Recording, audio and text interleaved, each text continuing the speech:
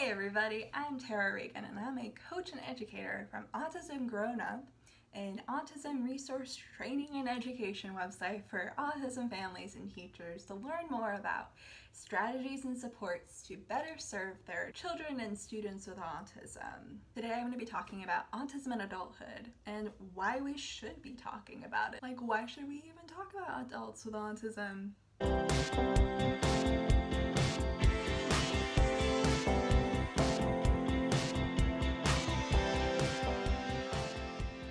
Alright, so I'm going to give you 3 reasons why we should be talking about adults with autism. For personal reasons and for professional reasons, I think it's so important that we talk about this huge cliff issue, starting with the fact that kids with autism are growing up.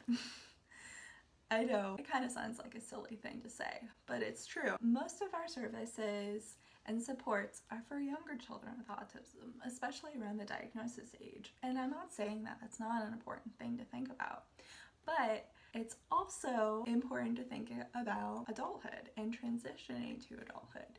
Adulthood is the longest period of our lives. Once you turn 18, you're an adult, and then you have the whole rest of your life ahead of you. So that's a huge thing to think about. Our prevalence rate is increasing, and that will also be similarly reflected in the number of individuals and students with autism graduating from high school each year.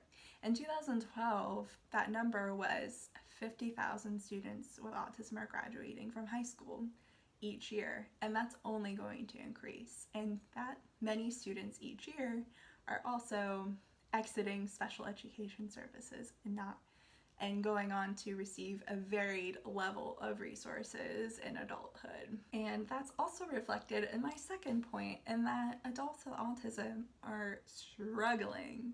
I mentioned that for me personally, in that my brothers are receiving, like I said, 0 services, but so many other adults are in the same boat. The employment rate is at 20%. 20% of adults with autism are competitively employed.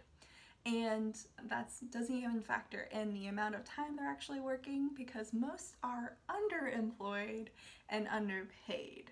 And most are not receiving any type of post-secondary education or training for, say they want to go pursue a career in whatever their interests are. They are not doing that right now. Most live at home with their parents. Independent living is also at an all-time low for this group of individuals, and for families that are seeking some type of individual housing options, those wait lists are long and last years, many years. That is also reflected, going back to employment, for seeking job coaching services or any type of employment help. The wait lists are long. Our human service organizations are currently not equipped to meet the needs of our adults with autism at this point.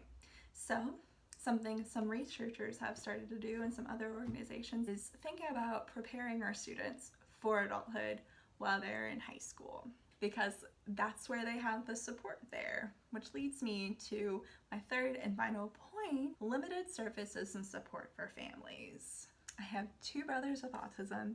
Tyler is 26 and Tanner is 18, graduated from high school, but they have zero services.